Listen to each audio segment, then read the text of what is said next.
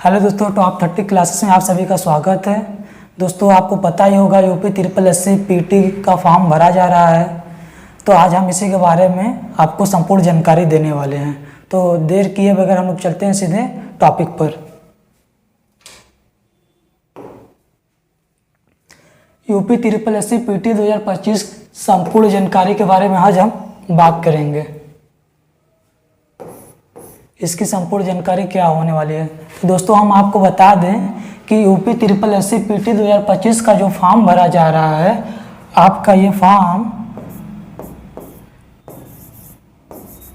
14 मई से ये फॉर्म भरा जा रहा है। इसकी अंतिम डेट है आपका 17 जून है।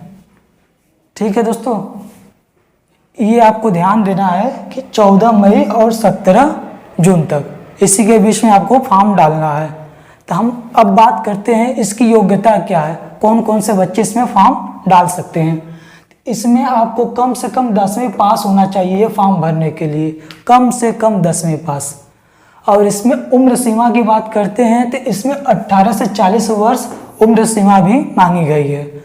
और उसके बाद इसमें छूट भी दी गई है। अगर आप SC ST से बिलोंग करते हैं तो 5 वर्ष की छूट भी दी जाती है। अगर जनरल OBC से हैं तो आपको 3 वर्ष की छूट दी जाती है। अगर हम बात कर देते हैं कि फीस कितनी लगने वाली है, तो जनरल OBC से अगर आप हैं तो 185 रुपये का फीस पे करनी होगी। अगर SC ST से है तो आपको 95 रुपये फीस पे करनी पड़ेगी।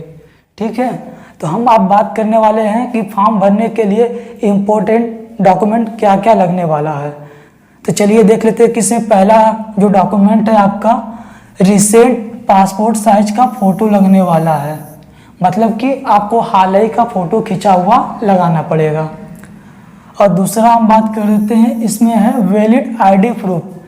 चाहे तो आप वोटर ID लगा सकते हैं, ड्राइविंग लाइसेंस लगा सकते हैं या फिर आधार कार्ड, इसमें से कोई एक ID लगा सकते हैं।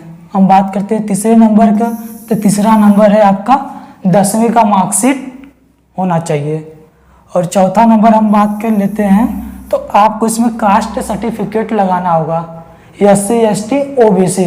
अगर आप EWS से आते हैं तो आपको EWS सर्टिफिकेट लगाना पड़ेगा।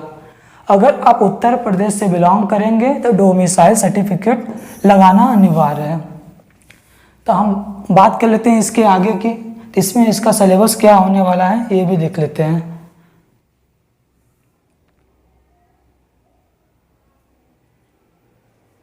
दोस्तों, हम आप इसके सिलेबस के बारे में बात कर लेते हैं कि इसका सिलेबस क्या है। तो आप देख ही रहे कि किस सब्जेक्ट से कितने क्वेश्चन पूछे गए हैं। तो आपका इंडियन हिस्ट्री से आपका 5 क्वेश्चन पूछा गया है। इंडियन नेशनल मूवमेंट से आपका भी 5 ही क्वेश्चन पूछा गया है। जियोग्राफी से भी आपका लगभग 5 ही क्वेश्चन पूछा गया है। इंडियन इकोनॉमी से भी आपका 5 ही क्वेश्चन पूछा गया है। Indian constitution and public administration से भी 5 ही क्वेश्चन पूछा गया है। जनरल साइंस से भी आपका 5 क्वेश्चन पूछा गया है। एलिमेंट्री अर्थमेटिक्स से भी आपका 5 ही क्वेश्चन पूछा गया है। DI ग्राफ वाला आपसे 20 क्वेश्चन इसमें से पूछ दिया है। अब जनरल हिंदी से आपका भी 5 ही क्वेश्चन पूछा गया है। अपठित गद्यांश से आपका 10 क्वेश्चन पूछा गया है। जनरल इंग्लिश से आपका 5 क्वेश्चन पूछा गया है। लॉजिक एंड रीजनिंग से भी आपका 5 ही क्वेश्चन पूछा गया है। करंट अफेयर से भी आपका 10 क्वेश्चन पूछा गया है। जनरल अवेयरनेस से भी आपका 10 क्वेश्चन पूछा गया है। अगर आप इन सभी को जोड़ते हैं तो ये पूरा 100 क्वेश्चन बनते हैं। और ये 100 क्वेश्चन 2 आवर्स का पेपर होगा।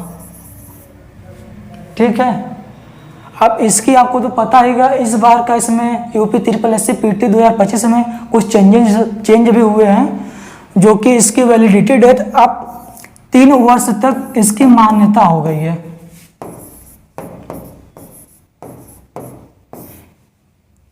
UP triple SC score card की जो मान्यता अब 3 वर्ष, अगर एक बार आप क्वालिफाई कर जाएंगे तो अब 3 वर्ष के लिए ये रहेगा। अब उसके बाद 3 वर्ष के अंतर्गत जो भी फॉर्म आएंगे यूपी ट्रिपल एससी पेट के अंतर्गत आप उसका फॉर्म डाल सकते हैं। बस दोस्तों, आज के लिए बस इतना ही जानकारी। अगर और अधिक जानकारी आपको चाहिए तो हम नेक्स्ट वीडियो में मिलते हैं। थैंक यू, धन्यवाद।